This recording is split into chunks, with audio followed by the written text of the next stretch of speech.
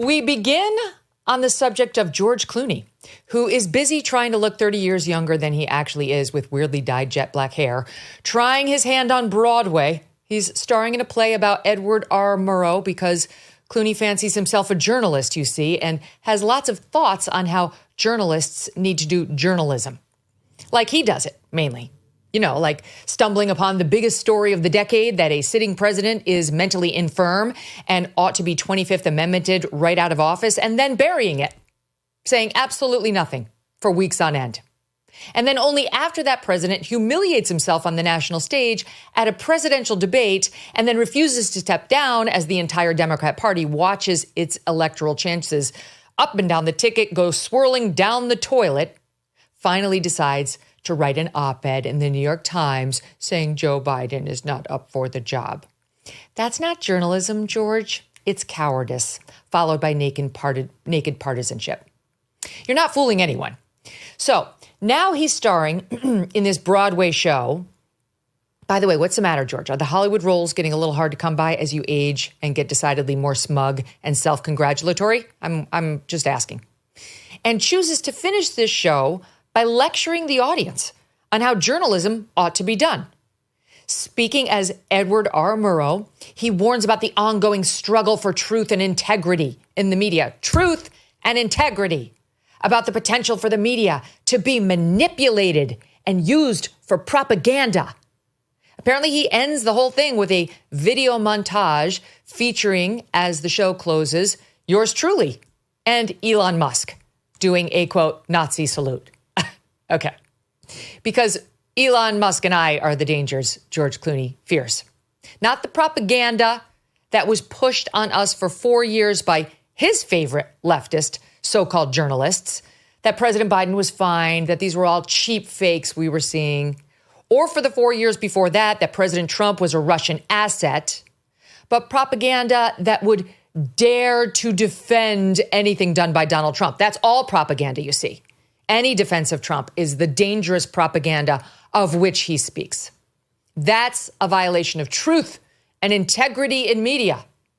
By the way, one of Clooney's favorite news anchors, not for nothing, is Chris Wallace, who shut down any discussion of Hunter Biden's ties to Ukraine or China at a presidential debate as entirely irrelevant and off limits. That's his fave. So our pal Georgie got wind of the fact that this show mocked him for trying to lecture anyone on journalism, especially given the timeline on his own disclosures about Mr. Biden. Refresher. He hosted a fundraiser for Biden on June 15th, in which Mr. Biden could barely walk or talk. His appearance was so alarming that it was in the news for 2 weeks after, as it was clear he had to be escorted off stage by Barack Obama. Remember? A debate was raging in the news right then about whether Mr. Biden was fit to be president, never mind for a second term. And Clooney said nothing, absolutely nothing. Then came the disastrous presidential debate on June 23rd, and as calls grew steadily louder for Joe Biden to drop out, but he refused, that's when Clooney finally came out with an op-ed on July 10th, admitting to some of what he had seen a month earlier. He only spoke up when he saw the Democrats' electoral prospects swirling down the drain. But now he wants full credit for speaking truth to power and is even lecturing other Democrats for not doing their part. You know, some in my party weren't telling the truth, he said in an interview.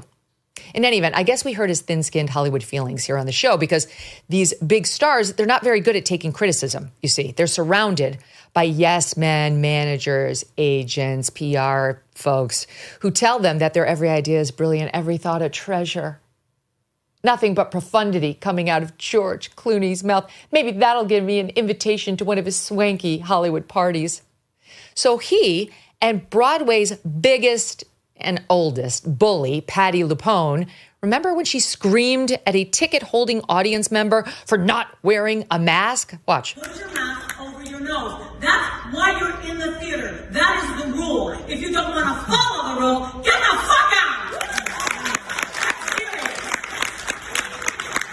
Who do you think you are if you do not respect the people that are sitting around you? You pay my salary. Bullshit. Chris Harper pays my salary. Who do you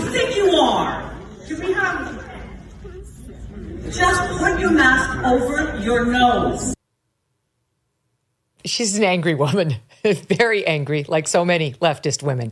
So she and George get together and they start navel gazing on stage about themselves, of course, and their vaunted profession and how bad, how just terrible the media is, and had the following exchange. What we do in this is we talk about the responsibility of journalists to hold truth to power, right? That's our goal. Mm-hmm. And so if you're doing that, and we don't tell people what to think when we show that montage at the end, for instance.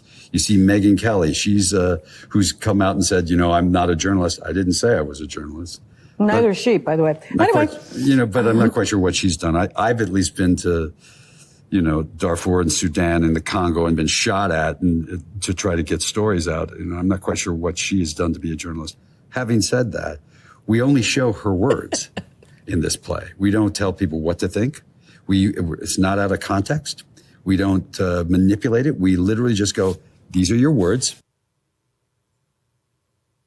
He actually thinks I'm objecting to something he put on his show about me. I have no idea what you put on your show about me. I couldn't care less, sir. I was mocking you for trying to lecture journalists on how to do journalism based on your own failure to speak truth to power. That's what you failed. You only did it when you knew your candidate was going to cost you up and down the ballot.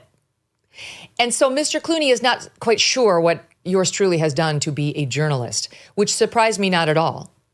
Not at all. Why would he know anything about the journalism career I have had? Absolutely none of my stories held any interest for George Clooney. Of that, I have no doubt. You see, I've spent the past 20 years interviewing people like Suzette Kelo, who owned the little pink house that got seized by her local government, declaring government domain, a decision that went all the way to the U.S. Supreme Court, like the cake baker in Colorado, who didn't want to bake a gay wedding cake because it violated his religious beliefs. Oh, and by the way, also the gay couple he offended. People like triple and quadruple amputees back from Iraq and Afghanistan, who the Hollywood class looked down upon, actually loathed, judged, and treated like scum because they didn't like those wars. Not like the Ukraine war. No, not at all. What did you do to help the hundreds of men I featured on my Fox News show year after year, George, to help find housing and help for them, to help them rehabilitate their lives? I didn't see you. I see you went to Darfur. That's great. What about our guys? Because I never saw you at a Tunnel to Towers fundraiser, at a gathering for our Navy SEALs, and I've been to many of them. I never saw you at any of the public appearances that I've attended where our injured soldiers are just back from war, seeking a helping hand. I guess you never saw the interviews I've done of the Medal of Honors winners.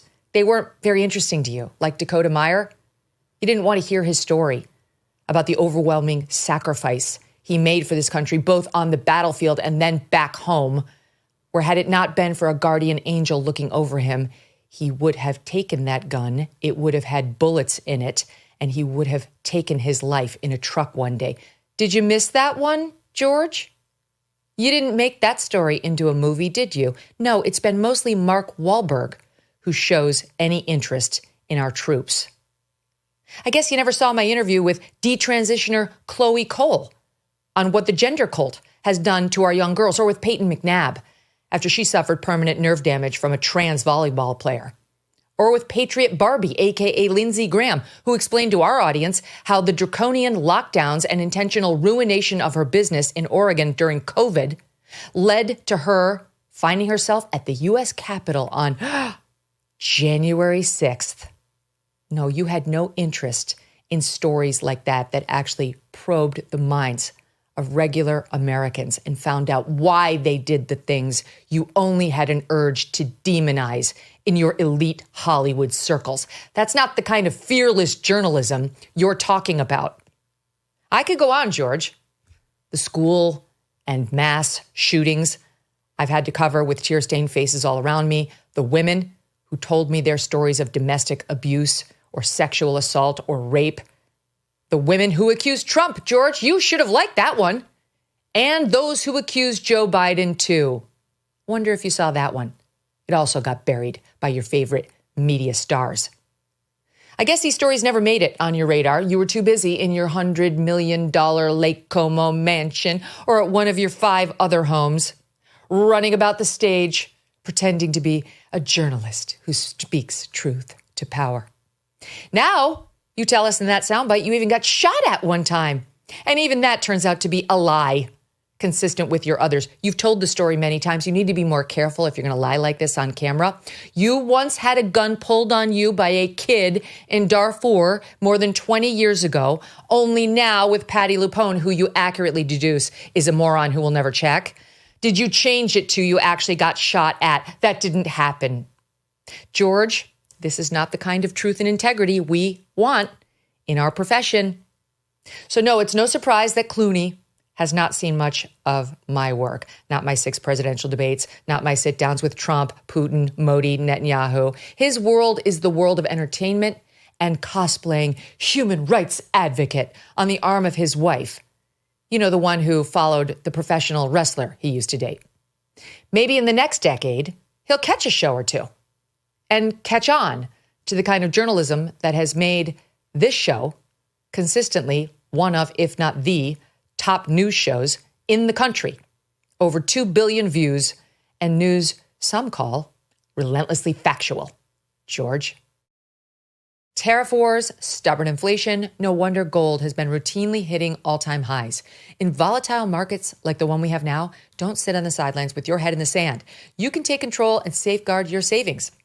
That's why so many Americans today are turning to Birch Gold Group. They have helped tens of thousands convert an existing IRA or 401k into an IRA in physical gold.